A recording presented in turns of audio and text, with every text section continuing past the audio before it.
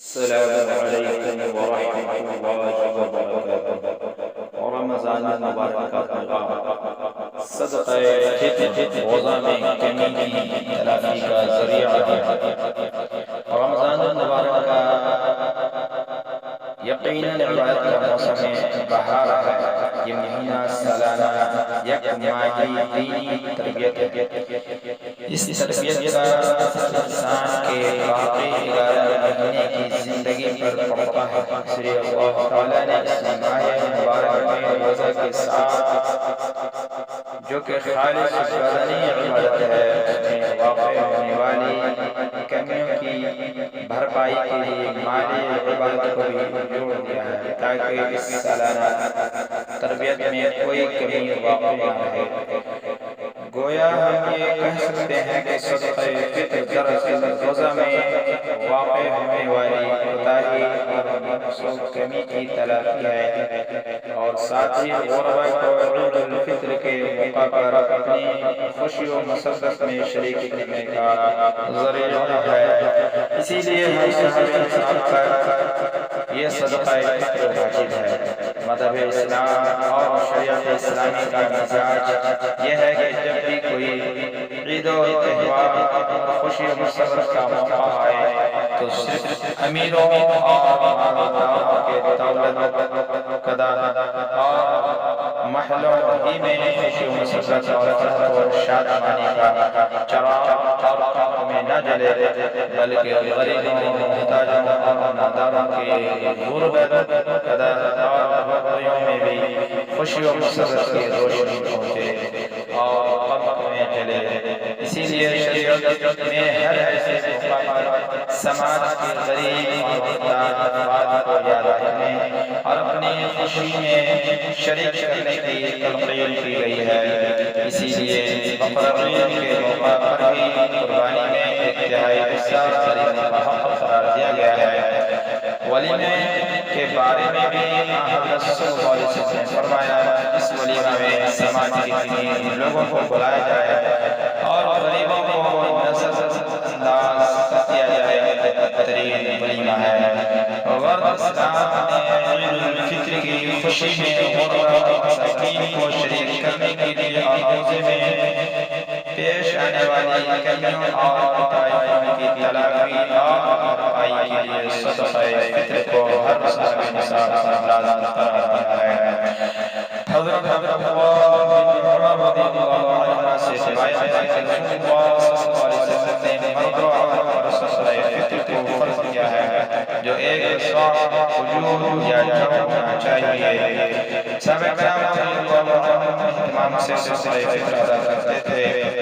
روایت میں آتا ہے کہ عمرو بن شعیب حدیث کے راوی ہیں کہ حضور صلی اللہ علیہ وسلم نے ایک شخص کو مکہ بھیجا، مکہ کی گلی کوچوں میں اعلان کر دے کہ صدقہ فطر واجب ہے۔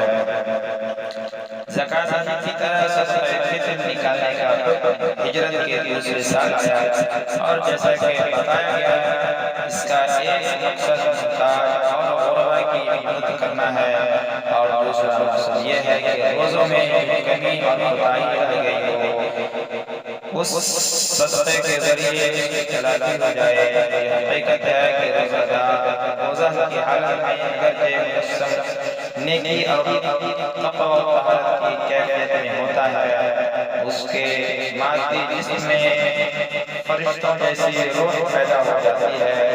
وہ جھوٹ، بدگوئی، لایعقلی، چگلی، بدکلامی، ایذا، رسائی اور عاطفی اور ہر طرح کی برائیوں سے دور رہتا ہے، یا کم از کم دور رہنے کی کوشش اور اس کے لیے جدوجہد کرتا ہے۔ لیکن پھر بھی وہ انسان فرشتہ نہیں، اور انسان خطا و چوک اور لغزش کا مرتب و مجموعہ ہے۔ اس لیے ہدایت کی کوششوں کے باوجود اس سے غلطیاں اور لغزشیں ہو ہی جاتی ہیں، زبان سے بےہودہ اور لایعنی باتیں نکل ہی جاتی ہیں۔ اس لیے قدرتی طور پر روزوں کا بالکل بے داغ اور ہر نقص و عیب اور کمی و کوتاہی سے پاک رہنا ممکن نہیں۔ اسی لیے اللہ تعالیٰ نے اپنے پیارے حبیب حضرت محمد مصطفیٰ صلی اللہ علیہ وسلم کے ذریعہ سے روزہ داروں کو اس طرح کے دعوت فطروں سے پاک و صاف کرنے کے لیے صدقہ فطر کو ادا کرنے کا حکم دیا۔ حضرت ابن عباس رضی اللہ عنہ سے روایت ہے کہ رسول اللہ صلی اللہ علیہ وسلم نے صدقہ فطر مقرر فرمائی کہ لب اور بےہودہ کلام سے روزہ کی طہارت ہو جائے اور مساکین کے کھانے پینے کا انتظام ہو جائے۔ ویسے فطر کے معنی روزہ افطار کرنے اور کھولنے کے ہیں۔ رمضان المبارک کے روزوں سے فراغت کے بعد اللہ تعالیٰ نے اپنے مسلمان بندوں پر ایک صدقہ لازم کیا ہے جسے صدقہ فطر کہا جاتا ہے۔ بعض علماء اور اہل علم نے صدقہ فطر کی وجہ تسمیہ بیان کرتے ہوئے لکھا ہے فطر کے معنی خلقت اور ذات کے ہیں، گویا یہ آدمی کی ذات اور نفس کا صدقہ ہے۔ صدقہ فطر کی تعبیر اسلامی ہے، یعنی یہ عربی زبان میں ایک نیا لفظ ہے، نہ عربی ہے اور نہ معرب بلکہ فقہ اسلام کا اصطلاحی لفظ ہے۔ علامہ عینی رحمۃ اللہ علیہ نے لکھا ہے اسلامی لفظ کہنا زیادہ بہتر ہے۔ صدقہ فطر کے دوسرے نام بھی ہیں لیکن وہ زیادہ مشہور و معروف نہیں ہے، جیسے زکوٰۃ الفطر، زکوٰۃ رمضان، زکوٰۃ الصوم، زکوٰۃ الرمضان۔